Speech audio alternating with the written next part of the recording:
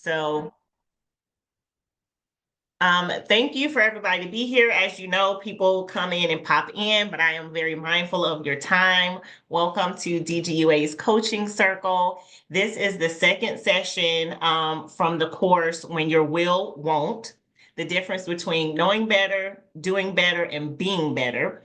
And every session is set up where even if you didn't have the first session or the last, you could still get what you needed from each session. I was very conscious in how we create that because it's so hard to be part of a full series or anything like that. Even when I'm watching a show, like I jump around, I'm like, wait, let me go back but I can be able to get what I need.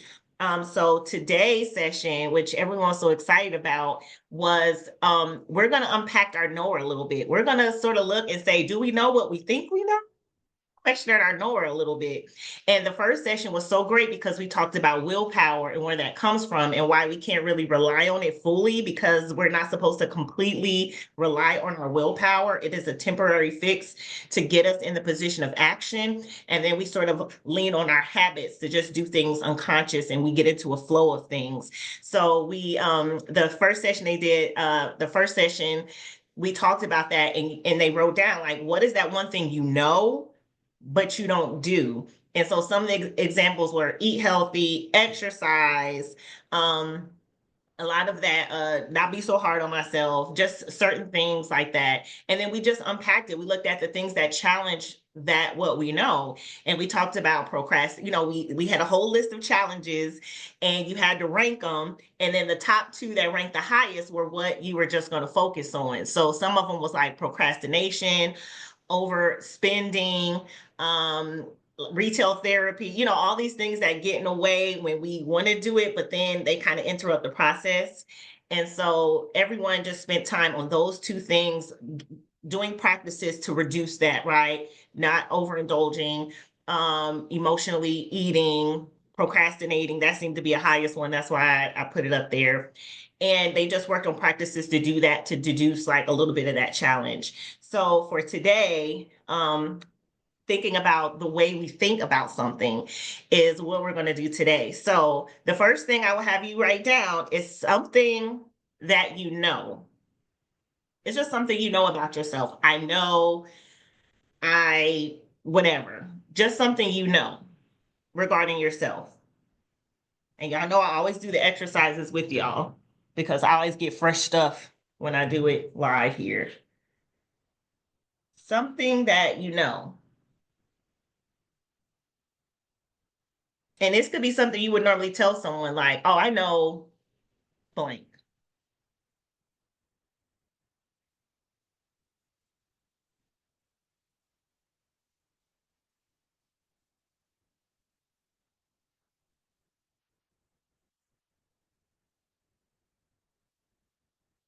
Okay.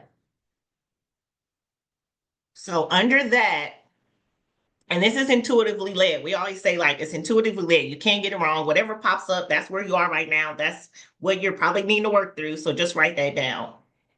Under that, write what you believe about what you know. So put it in a belief statement. I believe blank.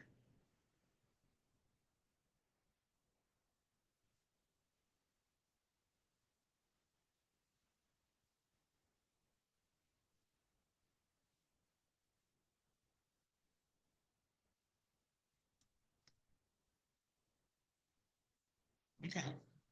And so for example, I'll tell y'all what I put. What I put is I know I'm bossy. First thing I was like, really, Stephanie, this is what we're gonna come up with today. Let's not do this to us today. I know I'm bossy. Under that, I put, I believe I know what's best in most situations. This is real. This is real. So that's the example. Anybody want to share what they know and what they believe statement? And again, this is you take you give what you get out of it. It's up to you if you want to share. But anybody want to share what you put you know and then what you put you believe? Hi, Tay. I'd like to share if that's okay. Thank you. Yes.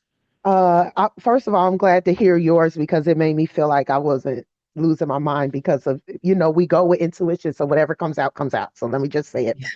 I put, I know I'm witty. And then I put, I believe my brain works. I love that. Because it's connected. Because It's yeah, connected. it's connected. Because I actually put, I know I'm with, and then three things came up. So I just wrote them out to just see where they go. But the first Mhm. one that came up was witty. But then I put, I know I'm smart. I know I'm talented. And then so for the Mhm. follow up question to be, what do you believe? I believe my brain works because those are those things. Yeah, I love that. That's perfect. Anybody else want to share their I know and I believe what they wrote down?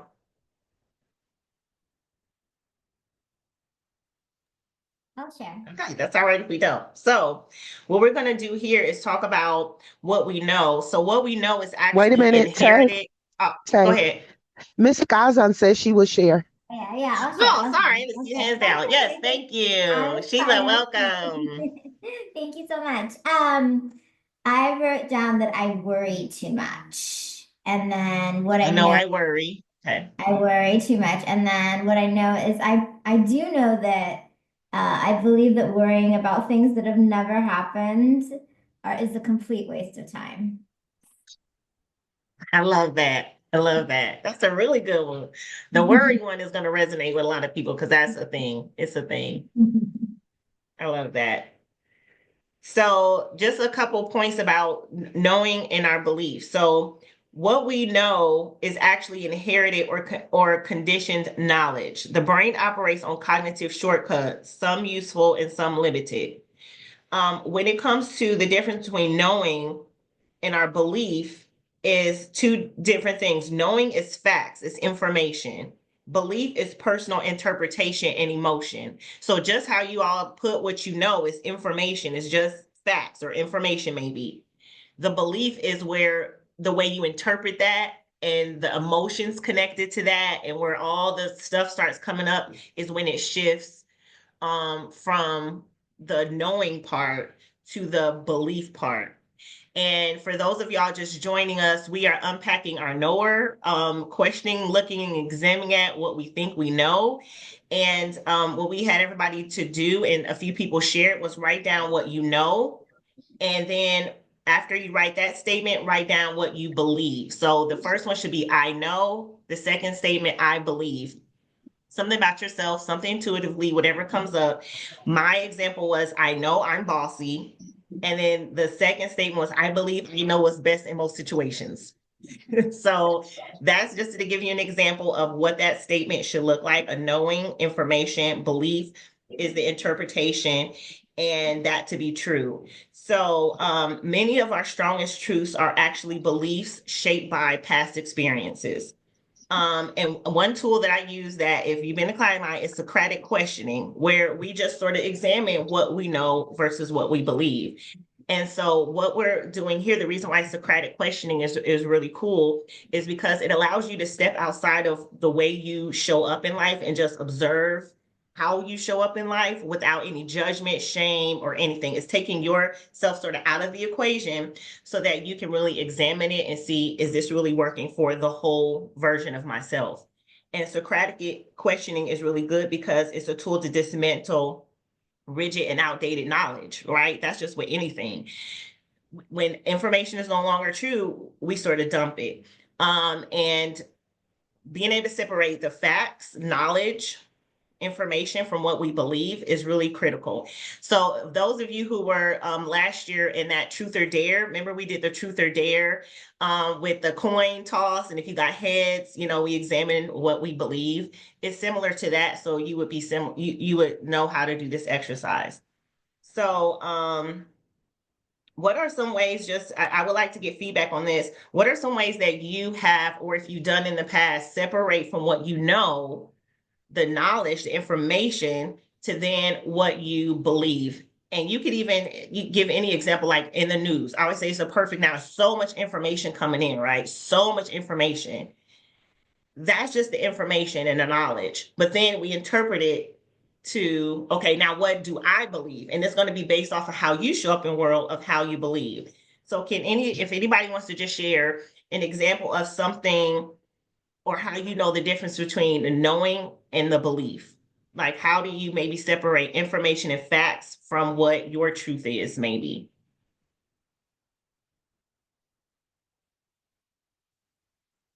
with just that information of, like I said, separating from what you know, facts, to belief, personal interpretation, and emotion. They kind of go hand in hand, but we got to sort of separate a little bit. I'll take a stab at it, Tay. Great. The first thing I thought of was the new when you said the news, obviously the political climate right now, and the president being a symbolic leader. So I know, I mean, I'll just say what the news reports. I don't know if it's true or not, or fake news, whatever, but I know what the news reports, and then my belief based on leadership I've had in the past and how I'm like constantly disappointed by pretty much Mhm. 99% of my leaders. I know that I have jaded glasses when I look at all leaders. So, Mhm. Mhm. like I know what the news reports. I believe that leaders are inherently not good at their jobs. Perfect. That's perfect. And that's why we want to be, that was a perfect example. Thank you for sharing that. And that's what we're going to do with the Socratic questioning. So, for the first thing you're going to do with your belief statement is, what do you mean by this belief? Can you clarify it in simple terms, like in a sentence? So write down that. What do you mean by that belief you just wrote down? Like, if you had to explain it to a child, what would it break down to be? Which is, we also call it a origin. Will you repeat that question one more time, Steph? I mean, clarification. So with what you wrote down, you believe. Now write down, what do you mean by that belief? Can you clearly define it in simple terms?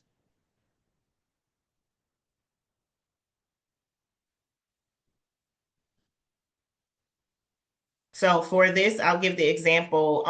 This is when I did it, when I wrote it, but I already have it written down. I put, the belief was, I must always be productive to be valuable.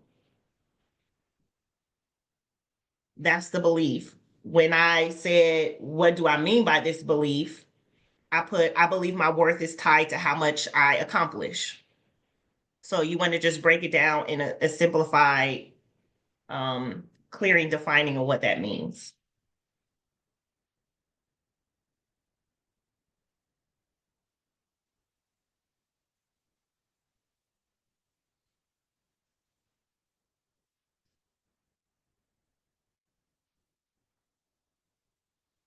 And then the second is going to be, we're going to put next to that, origin. And now, where did I learn this belief?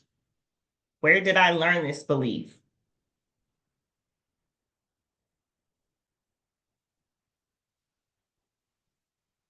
Where did I learn this belief, or who or what influenced me to adopt it? Either way.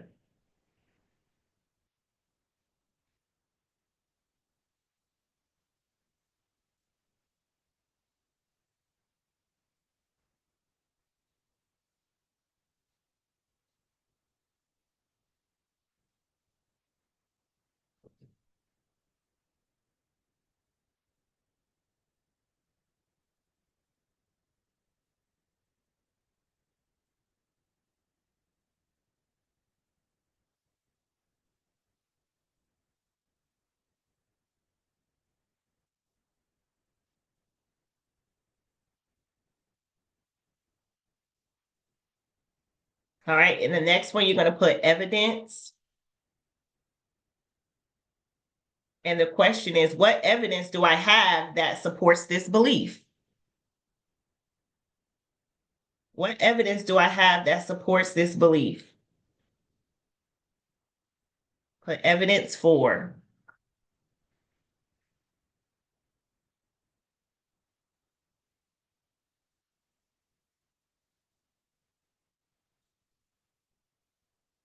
What evidence do I have that supports this belief?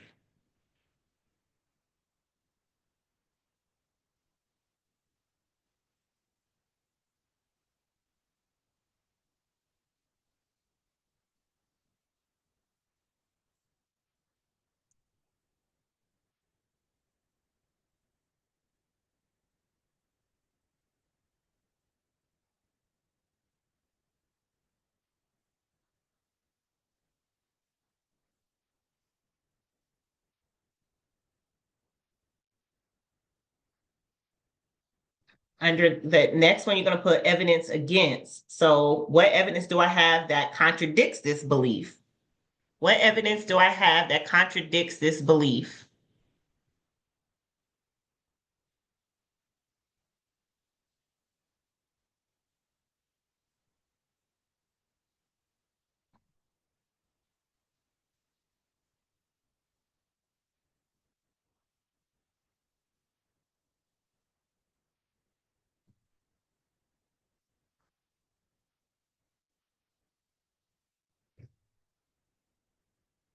The next, put consequence. And the question is, how does this belief affect my life, emotions, and decisions? How does this belief affect my life, emotions, and the decisions? Does it limit or empower me?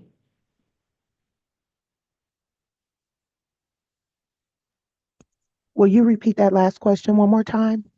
Yeah, how does this belief affect my life, emotions, and decisions?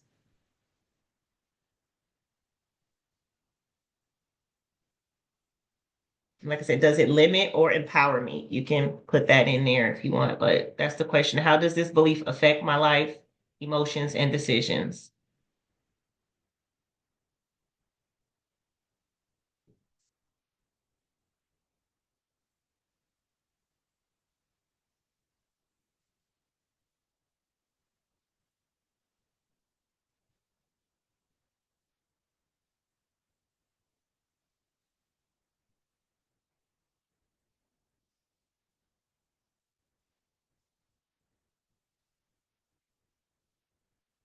The next one is alternative perspective. How might someone with a different background or experience view this belief? How might someone with a different background or experience view this belief?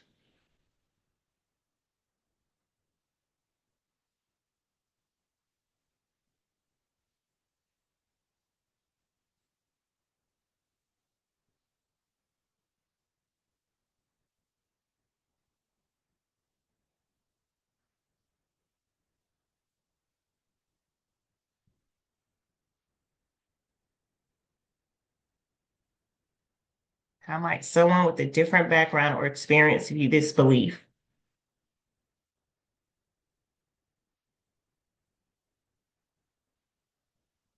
The next one is reality check.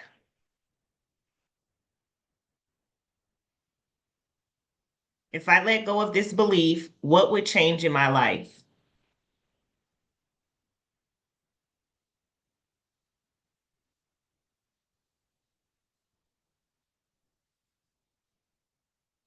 If I let go of this belief, what would change in my life?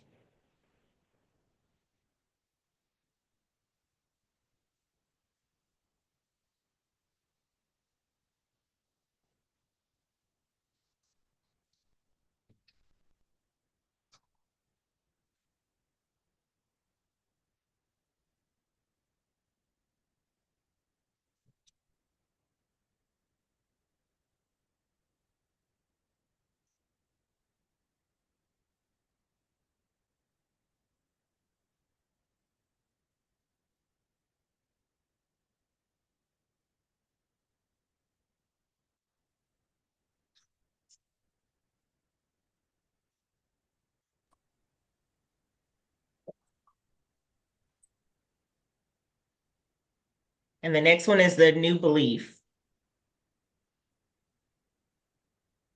What is a new way that I can believe about this?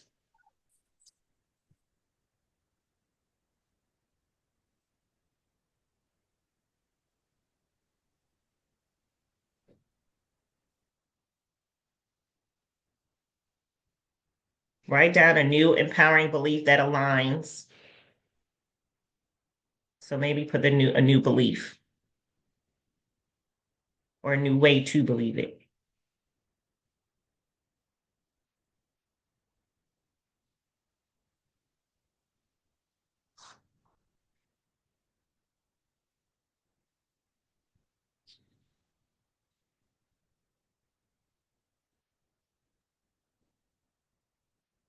Now I'll share with you my example when I did it. So the belief was I must always be productive to be valuable. Clarification, I believe my worth is tied to how much I accomplish.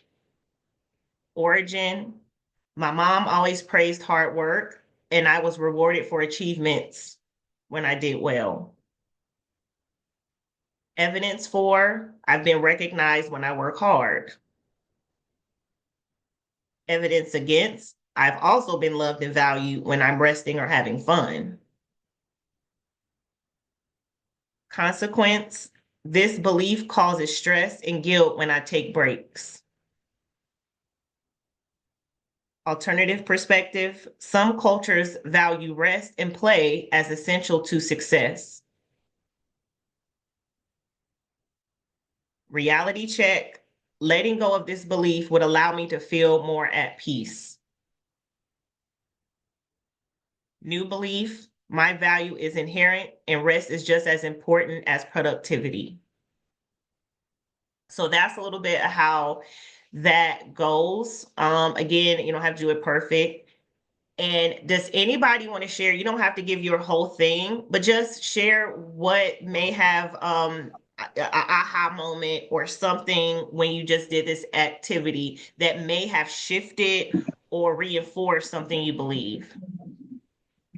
Stephanie, I'm driving, but I'll share if you go through the prompts with me. Yes, I'm thank super you. Yeah, excited it's one about of those this. things you can do off your head. Yeah, thank you, Shantae. Please. All right, so the first one, call that one out for me. What was the first one? The first one is your belief. All right, that I'm a bad person when I say no. I feel Okay. And then bad when I say no. that's your belief. Okay. Tell us through that exercise, maybe something that may have shifted, rather it was the clarification, the origin, any of those ones that may have sort of made you shift or think about it in a fresh way.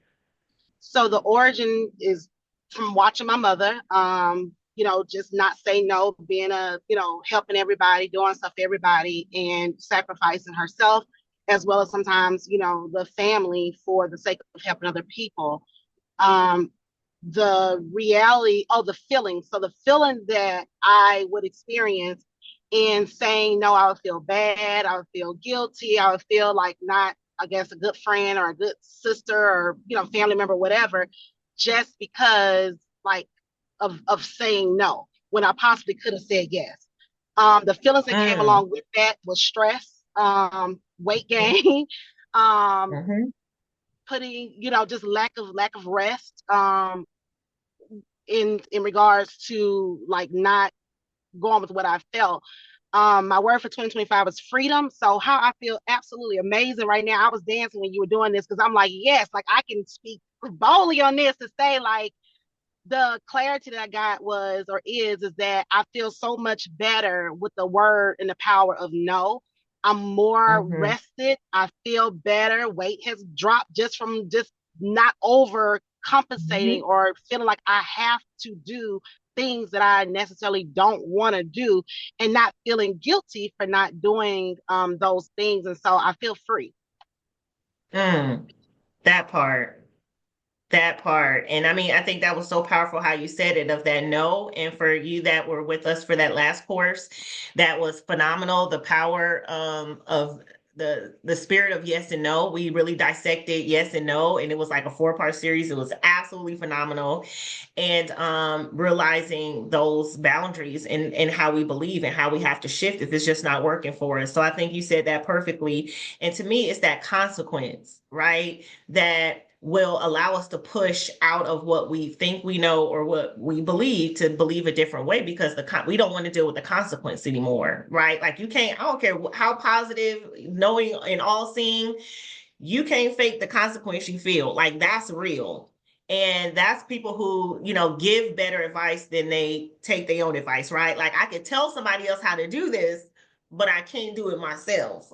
Okay. That is what we're examining and shifting to say, why is that I could perfectly give a person how to do this. However, I can't do it in my own life, right? And that's because the emotion and the belief, we sort of have to unpack that a little bit to be able to actually have sustainable change. So I think that was great. Anybody else want to maybe share just in doing this exercise, any part of it that sort of stood out or made you shift or see your belief in a fresh way? I'd say I'd like to share. Thank you. Yes. I'll come off camera. My hair ain't too bad today for the connection. No, I appreciate it. So first of all, I'm glad that by the end of the exercise, because it felt like it was leaning towards, shifting maybe a negative belief about myself. But because we went intuitive, I wind up having like a positive one. And so when Mhm. you got to the new belief part, and when you said, or did it reinforce, I'm like, oh, okay, good, because that's exactly what it wind up doing. My original broken down one was, I believe my confidence in brain related stuff is healthy. Um, Mhm. um, and my origin, not oddly, my origin is rooted in my mom too. I said my mother's validation because I said I know I'm witty, smart, and talented. So I said the origin was my mother's validation of jokes, grades, and singing. That's crazy. And then both of y'all said y'all something about your mom as Mhm. the origin. But Mhm. then Mhm. the different background gave me something interesting because when you said would somebody of a different background think differently, because along this whole thing I'm thinking like it's reinforcing, like it empowers me, so this is a good one. I probably want to keep this belief, so I'm rocking with it. And then when you said a person of a different background, I was like, I've crossed paths with people of different backgrounds and they have judged me as cheeky. I've been called mannish because my wit has a sexual overload, it has Mhm. a veil of sexuality and sensuality because that is who she is. Mhm. But people have Mhm. called me mannish, which down here, down south, that means fast. Up north, we call them fast. They said I'm doing too much. I'm doing the most. I'm vying for attention. So these are people. That Mhm. just was really interesting. That was the opposite vibration because I didn't know it was going to go there. But that was the opposite Mhm. vibration of kind of where I was feeling, and I was reinforced. So that was really cool. That no matter Mhm. what the tone of that first thing is the activity worked both ways. Mhm. Absolutely. That was perfect. Thank you for sharing that. I love that. That's why it's so good with this belief. It's like we're trying to see what we keeping and what we ain't keeping. I do Socratic questioning a lot in areas that I'm stuck, but when I do need to self-source validation or recognize myself, I do this for some other stuff to say, like, I just need to check myself. And then it comes out when I do it, like, okay, it's reinforcement. It's a good belief. We're keeping her, especially when I look at my consequence. If the consequence is something that has really been wearing on me, then it's like I kind of need that. But sometimes even that consequence is something I want. It's like it causes me to kind of go fast or be ambitious. Well, I kind of want to keep that consequence because or it makes me comfortable. I don't want to stay in my comfort zone. I like when I face adversity and I'm not comfortable because I get a lot of great ideas. So some of those consequences you might want to keep because it's allowing you to sort of move through something. So I love that reinforcement and the reality check. And like I said, we're unpacking the whole belief and seeing it in Socratic questioning and just examining it without judgment or shame. And the origin is what I'm always interested in too. It's like that origin and that consequence is big for me because pretty much everything is going to go from either influences growing up, your parents, siblings, people around you, your environment. And that's why I always say, like, they say we're creatures of habit, but we're moving to become creators of habit because we can create a habitat. Like, we're subjected to our habitat, so we are want to be able to consciously create that. Creatures of habit, when things happen, they'll always revert to their most uninvolved self. But when you can shift to being a creator of habit, then you're very intentional about your habitat and you realize my habitat is gonna make me or break me. And I actually get to do that. And I always think our 8 dimensions of wellness is our habitat that we're building. And so being able to break about what we believe and saying what's serving me now, 5 years from now, and I've been doing Socratic questioning for a while, and I love to go back and see some of the ones that empowered me, and I'll look at it and I'm like, yeah, that don't work for us no more. It don't it don't work for us no more. And Yeah, go run through the that back, process of Tay. shifting out of it. Huh? I don't know if you can see the chats, but yeah, can you run that back? Creator of habit and habitat and creature of like if this wasn't live, can you run it back 30 seconds? Because Yes, I need yes. to write that down, please, and thank you. Yes, well, actually, not to plug myself, I did a motivational video and I literally broke that down in the Stepping Into Your Power a motivational video I did. And I'll send that to everybody. I'll put that in the chat. And I talked about being the difference between being a creature of habit and a creator of habit, and how we are indigenous to the habits we create, right? We're indigenous to our habitat. So guess what? I'm the creator of this whole world. So I can literally go in and decide, you know what, this element in the habitat is harmful to what grows here. So I got to get rid of it. Right. Unlike creatures, they're subjected to, they have no power over their environment. They just have to adapt. We don't have to do that. So I always say when you're looking at your habitat, what people do you need to remove? What beliefs do you need to remove? What is toxic to what you're growing? What is not going to help you cultivate what is there? Is it joy? Is it peace? Is it love? Is it fun? Is it freedom? You have to create that habitat. So you can't say like I'm in a life of freedom or I'm in a life of peace and joy, but then you have all of these elements in your habitat that are against that. You got to get rid of them, right? You have to like endanger some species in your life. You got to endanger some stuff in your life and say, yeah, it's time for you to start dying off. And it's a process. Even think of endangered species, like you don't just go and kill them all. It's a process to kill them off. So you have to identify what those endangered species are in your habitat because we're creator of habits. And that's the one thing I love about the knowing and the action gap, right? Is first we got to just question what we know, put it on the table, not cling to it so hard, and just examine it. And especially in those areas where we feel stuck or we feel like it's holding us back. This is a way to break that down. So great job with y'all for that. I absolutely love Socratic questioning. And so with now the last part of it, examining, so our knower is integrating a new way of sort of knowing. Um, and I want to talk a little bit about now we're moving into habits. So that thing where we know better, but we're not doing better. What that gap, we identify the challenges in that. So now that we know it, we want to know it in a different way. So now I want you to write down that something now that you believe. I'm sorry, that you believe, right? I believe being healthy. I believe health is wealth, right? But this is an area that I not necessarily stuck, but I want to evolve in. I want to get better. I want to master.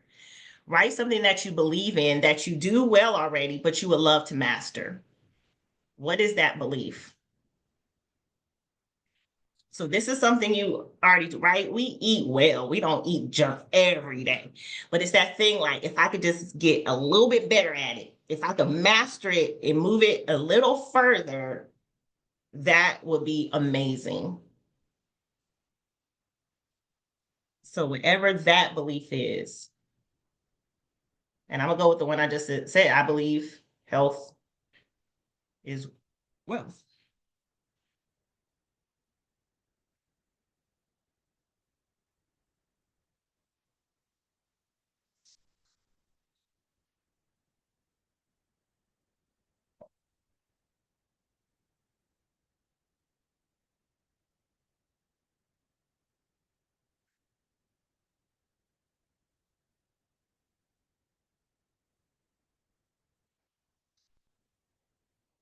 So now write down a few things where you do this well, like that it supports your belief, like evidence in your day-to-day life to show that this belief is true.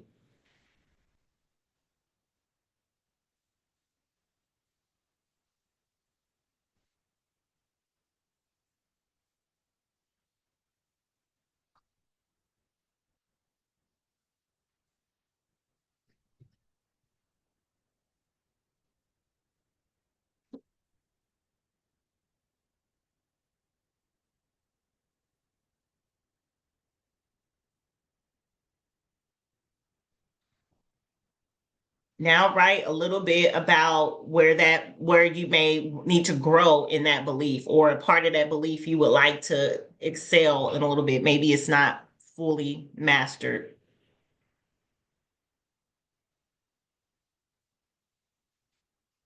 So the first one is all the stuff you do within the belief. The other part is the stuff you don't do in the belief. So for mine, I believe health is wealth.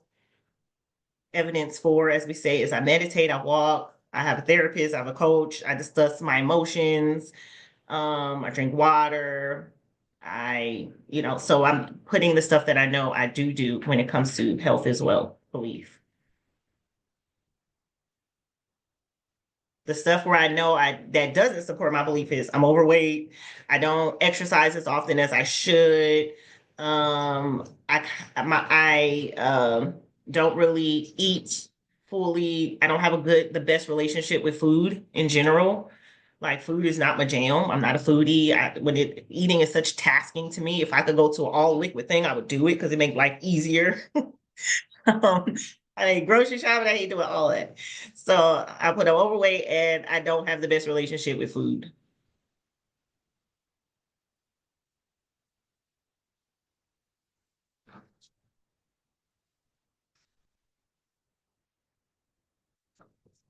Now, circle that part of the belief that you're not doing.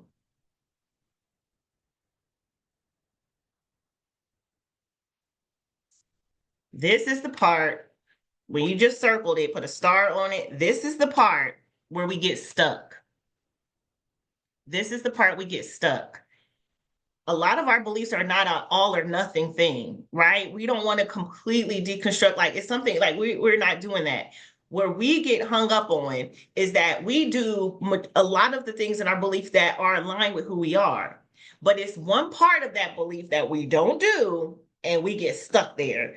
And we just drill it in and we judge ourselves on it. And we're like, this is why I'm a hypocrite. This is why I can't go teach public speaking. This is why I can't, right? Run that, get that promotion. This is why I can't go out and be a superstar. This is why I can't, right? We drill on that one part of our belief that we don't do and we blow it up. And it stops us from all these great things. So when you can sit back and be like, oh my God, that's it. I actually do more in this belief than I don't do.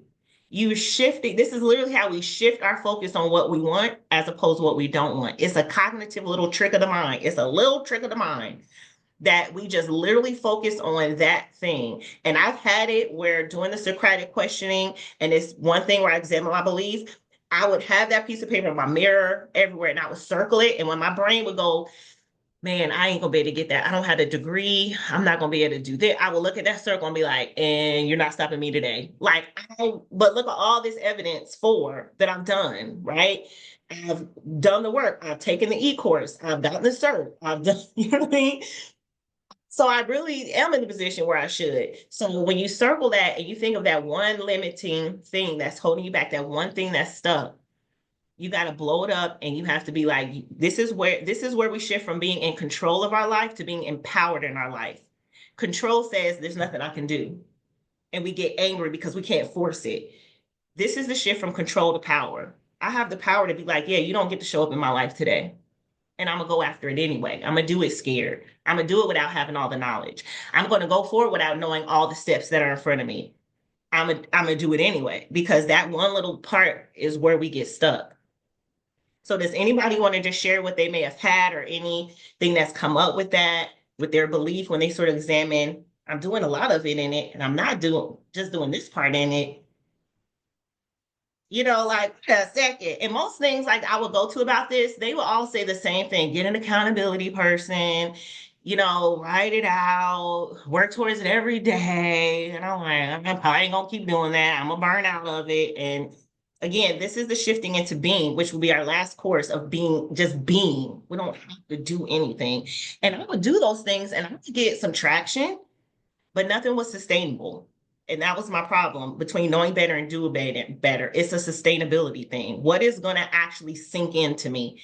And doing it this way worked better than the traditional get accountability, write it down, all that typical stuff. But me just seeing in front of me and making that power move to say, yeah, I'm gonna do it anyway, because that's not enough for me not to do it when I have more evidence that I should do it. So does anybody want to share what they may have their findings?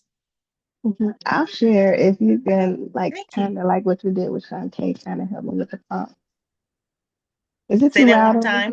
here? Is it too loud on my end? No, it was blurred. I just didn't hear what you said. Say that again. If you can kind of just remind me of the prompts while I'm kind of going through it, like the what we were just going over. So my belief was Oh, yeah. that Write your book. So what is something you believe, a statement that you believe? this is not back to the beginning. This is the just like you just said, health is okay. So Say that one more time. mine's is processing my emotions is healthy. So you put, I believe processing my emotions is healthy. Is that what you said? Oh, well, we just lost her. She probably had a bad connection. She'll come back in. I think that's what she said. It happens. Technical stuff. I just breathe through it.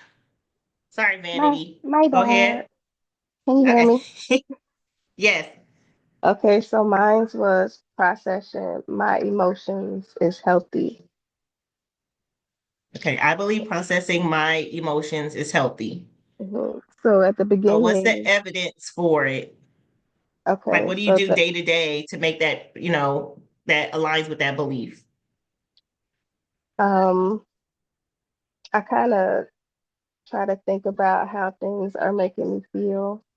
More than for the most part on my day to day, I think I'm helping other people process their emotions Mm-hmm. because I want people to know that processing their emotions is healthy, and Mm-hmm.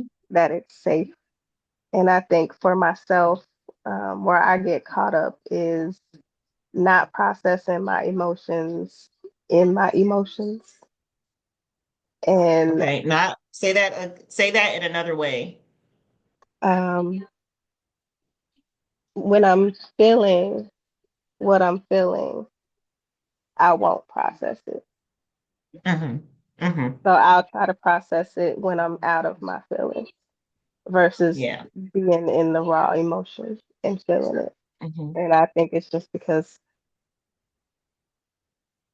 um, just tying back to the same thing for me is not wanting to offend other people in my emotions. And so I feel like Mm.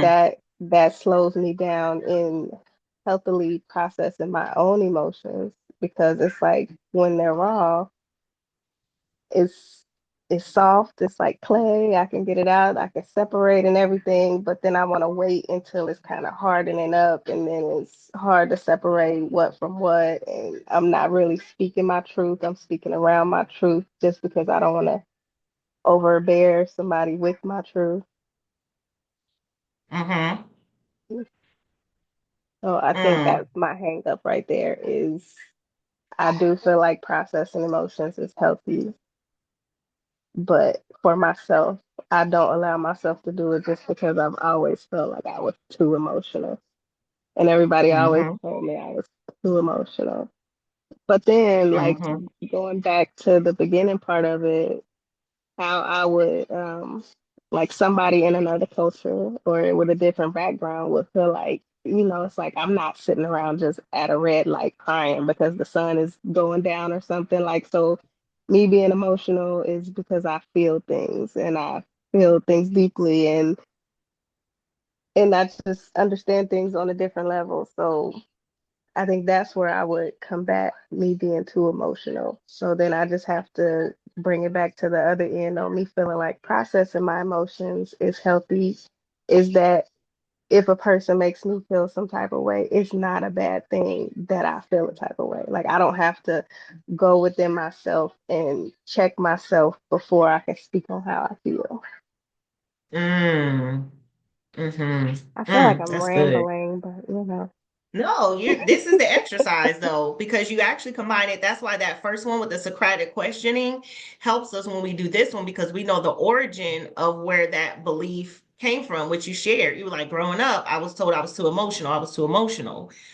And that sort of shaped why that part of where you want to master in your belief system is why it's the circle one, right? To say, I'm doing this, I talk about my feelings, I sit in my emotions, I think about, how I feel about stuff, I make time and attention for it, that aligns with my belief. But this part that you circle is the part where you get stuck. And so when you want to look at it, like I said, a lot of the belief, it ain't just this all or nothing. It's just this circle part, and then asking guidance or seeking help or assistance on like that part where you're stuck in the belief. So it's a great thing that like when you go to therapist or a coach or anything like that, and you're able to unpack that, all we're focusing on the circle, right? This is where you get stuck. This is what stops us from knowing better and doing better. It's just that part we're stuck in our belief. So for that, it could be a shift of thought, a shift of how we look at that part, that circle. And for you, no one taught you the separation between being in your feelings and your emotions. Two different things. It is reaction versus response. In your feelings is all reaction. It's all real. I'm in my feelings. You suck. You did this. You did this. You did this. That's in your feelings. Your emotions is you hurt me. I felt hurt because of how you said what you said. That's good old fashioned reaction versus response. If you learn some practices, spiritual practices on how to separate reaction from response, that block is gone. That's it. And I work with people that all the time, they'll be like, and they always just say emotions, or feelings are like two different things. Your emotions ain't your feelings. You know what I mean? I'll send you some information on that reaction versus response. I get in it too. But that's what I always say. It's not people's emotions that's the problems, it's that they get in their feelings. And then they firing off their feelings to people who can't hold space for that. And that's where self-discipline comes in to say, I might feel this way, but my feelings don't run me. My emotions do. My reactions don't run me. My response does. Because that's, again, going from control to power. Control says, I came and I feel it. I just boom, boom, boom, boom, boom, boom. I learned this in anger management, by the way, as well. So I've been doing the response and reaction. It's been an ongoing thing for me. But that is the part where I got held up. And then you got people, you too emotional, you too emotional. And so I thought my feelings was my emotions. And I thought something was wrong with me.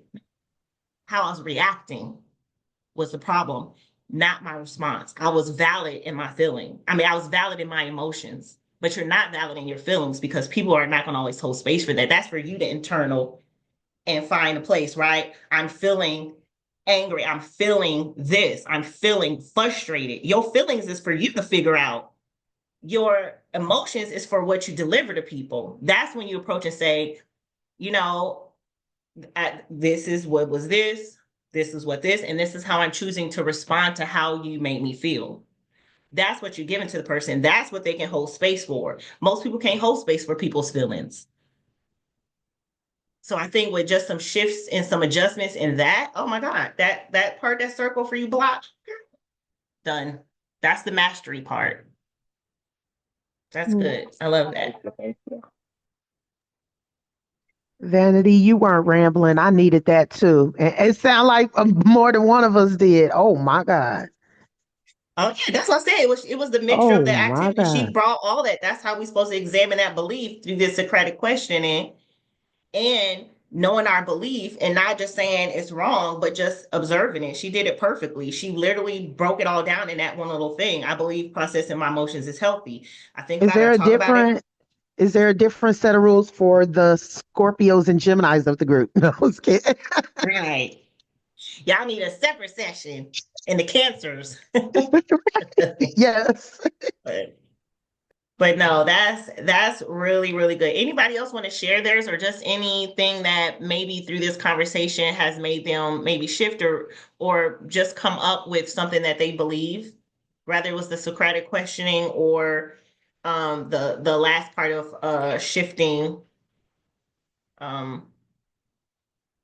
shifting the belief.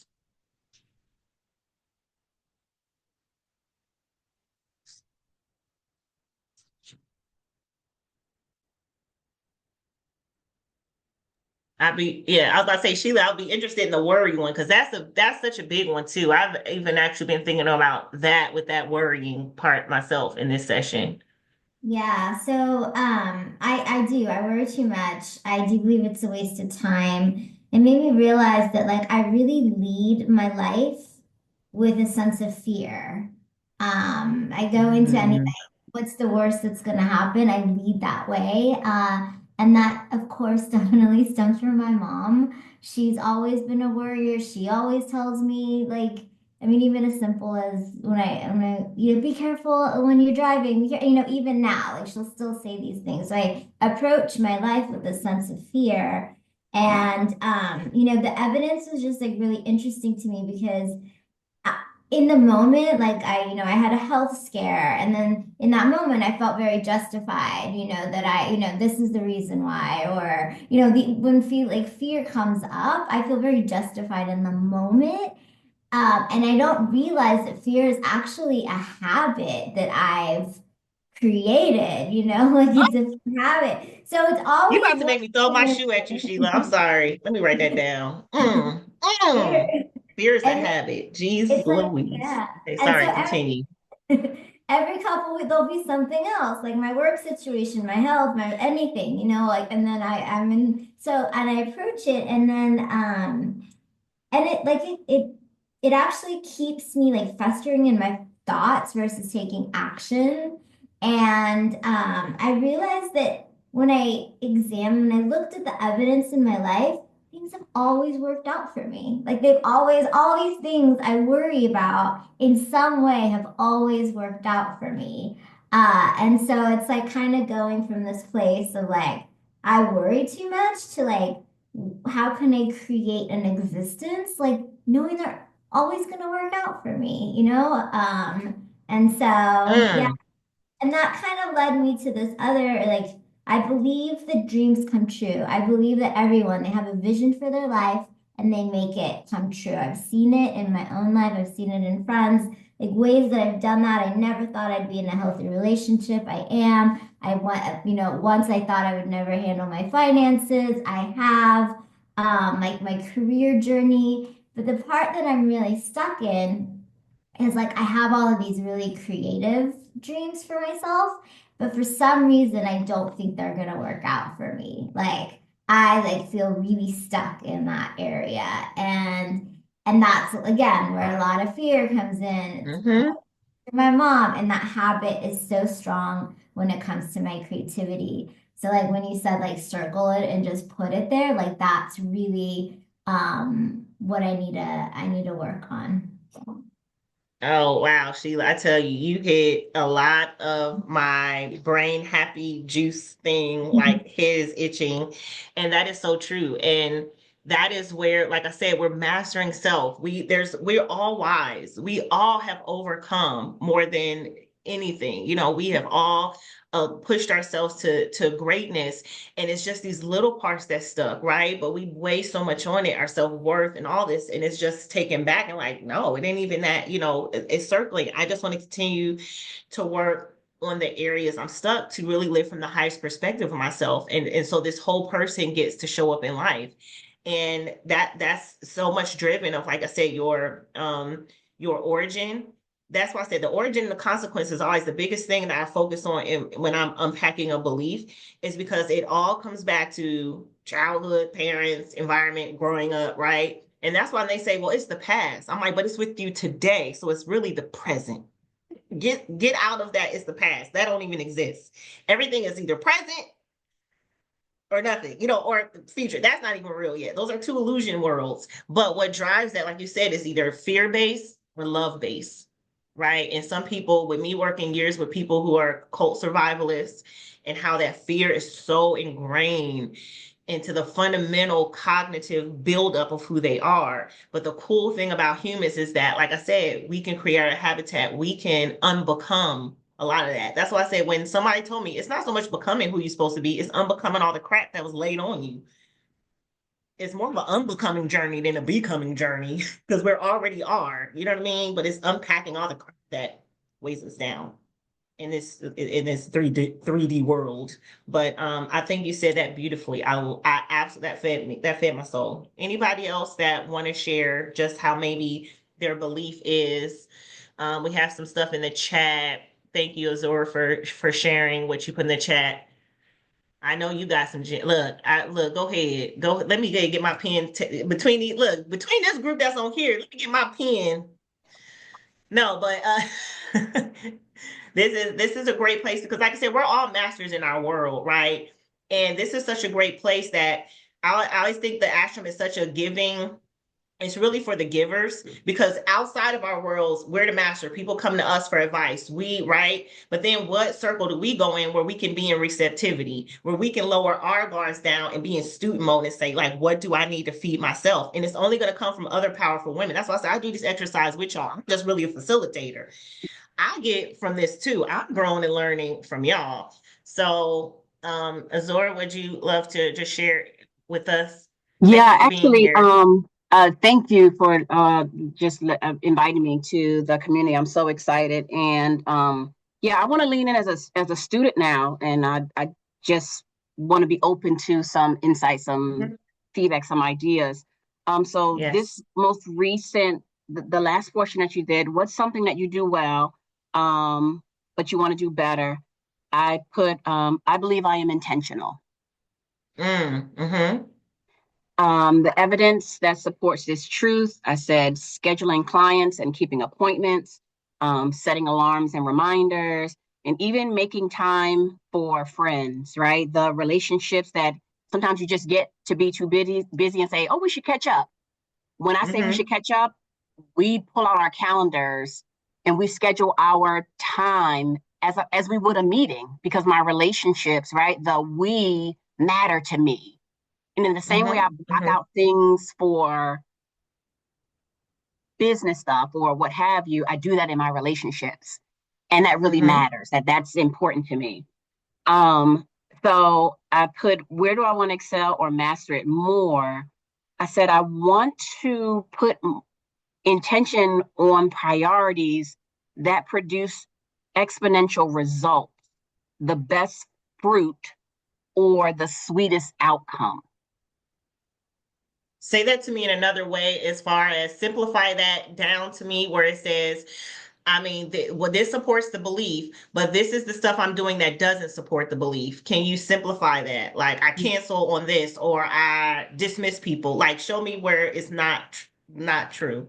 Yeah, so I do it with people, but I don't do it with things that really matter. So Like what? I'll give an example. So I finished a coaching program, but I have to study to take the exam. Okay. Oh, I put Okay. this in my calendar. Do you think I put study for that exam in the calendar? I did not. I broke it down to Azure. If you just do 20 minutes, like that's going to, I'll make this more important than that. And it's not a this over that, right? It's not better than or less than. They both can be. But even in being intentional, I don't always feel I'm choosing the best thing or the right thing. So I'm questioning. I'm asking myself why. So the things that you feel you're not intentional about, what are they mostly based? Is it for like intentional about taking care of you, intentional about things where you want to move the dial for you, or is it So mostly for you? more business, more professional, more kind of the I'll say like work life. Relationships. So more professional. More professional. So that's your circle of like, it's intentional about exactly what my professional career looks like as far as boom, boom, boom, and boom. Okay. So that's your circle. And what have you concluded just so far of how you think about that? Why do you feel you're not intentional about that particular part? Is it clarity? Is it lack of clarity? Is it lack of purpose? Is it lack of direction? Is it like what you think contributes to you being unintentional in that part? Getting out of my way with the fear that comes with what opens up on the other side of that thing. So that fear, like I think we've all said, is really driving what stops us from being intentional in those areas. What is the most fearful about what opens up in that other space? So in my mind, there is like I'm hearing the scripture, if you can't contend with the footmen, how will you run with the horses? So like when you're ready to run with the horses, you full speed ahead. It's all right, would it take all? Are you gonna be able to keep up with everything that comes with that? So the first one that you said, like with scheduling clients, making sort of that to-do list, you feel full intentional about that. But it sounds like the intention is hard for you to set in a place that you can't see, the unknown, right? Like, how do I set intentions on somewhere I don't know? I haven't seen it. Like, you know where your friends are, you have something tangible, I have a schedule. Boom, I can be intentional about that. I can control. So you're being intentional about the things you can control, but it's hard for you to be intentional about the things you can't control. And that's scary. It's like, how do I set intentions on something that I'm not sure the outcome? I know the outcome if I schedule with my friends, right? And be like, we're gonna meet Thursday. I can schedule with clients and say boom, boom, boom. I can, because the outcome is you can already see that. So it's easy for you to set intention, but it sounds like it's hard for you to set intention to the untangible. Like, I don't know where this is gonna land. So it's harder for me to set the intention maybe around it. That could be, and again, that's a great thing to start mastering and circling it, to dive down where again, you don't have to unpack the whole belief, right? You know, I believe like you're an intentional person, but when it comes to these particular things, it's hard for you to set intention because you're not quite sure of what it looks like. And that could be doing more work on clarity, on vision, and on releasing control, because I found that people who are stuck with, or fear of success or fear of being in their bigness, that it's really a matter of control, not so much of fear of failure. It's just control. And it's hard to hold on to something that we can't see. It's hard to control something that we have no idea what the outcome is going to be. So to me, it's more practices on surrendering control, stepping into power, and being able to, you know, however you believe it, you know, rely more on faith, on more of the unseen than the seen world. Because the seen world, you already mastered that. We've already see it, touch it, it's already manifested. But we really can create from a space of not knowing. So maybe that could be a great way to set more intention on that part that's scary. And that would be more like clarity, more being intentional of a broader idea versus a very narrow one.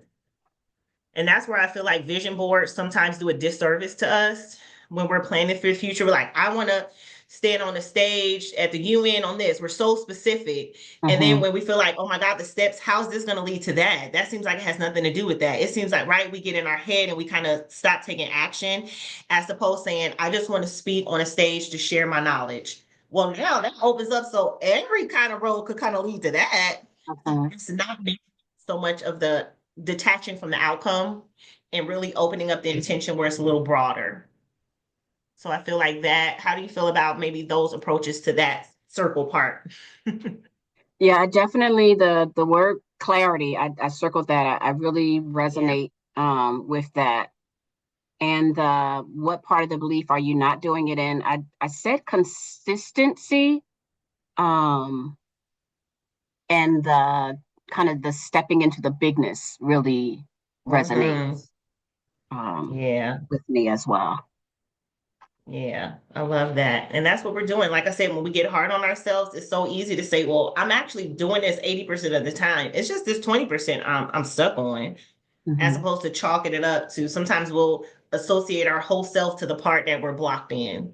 Right. And I love doing this exercise because it shows me like I am that person. Like I do believe that I'm not a hypocrite. I'm not living a lie. No, I can help people on this because there's 80% of people who ain't doing what I've already done 80% on. I had a couple clients who were like, well, I want to do finances. I want to teach finances, but I'm not perfect in finance. Right. well, we're not looking for perfection. You're probably better than 80% of the population. To teach those, like that don't mean you can't teach it. You're probably smarter than 80% of the world who like could use your knowledge. So that's sometimes also of us trying to figure like we got to be perfect or we got to know it all to like teach or help or lead. That's a false belief. That's definitely a false belief I had to unpack, that I realized, oh, that's not going to help me in the next level. It helped me at one level because it helped me to get certs and to learn and to sign up for classes and to do all this learning. But then when I got to that point, I was like, oh, this doesn't work for me anymore. And I had to, again, endanger it. We got to endanger some species in our life that just need to die off. That's not going to ultimately the habitat we're trying to create, which again is wellness for our whole self, not just part of who we are, all the 8 dimensions of who we are. I love that. Thank you very much, Azura. That was good. That's a good one. So we only have a few more minutes. This time I always just like to say thank you for you guys being here. This is your time. I really appreciate it. The only thing I have update to share with y'all that I'm really excited about, which more information will come, is I'm so excited for this. I am doing a called the Spring Awakening, a 6-week journey to rebirth and renewal.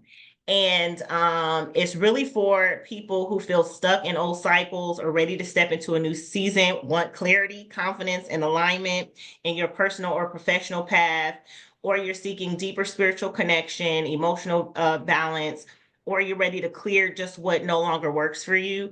And this is really the best time in the spring to do it. I know a lot of people do New Year's resolutions, but this is really the best time for like the awakening. We're coming out that winter slumber and we want fresh and we want new and we just want to show up in a different way.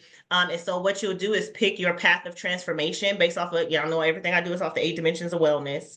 And we'll do a 6-week deep dive into that particular path of transformation where you'll literally see it go from here to here in the 6 weeks. And so I'll send you guys more information about that. It'll start in April.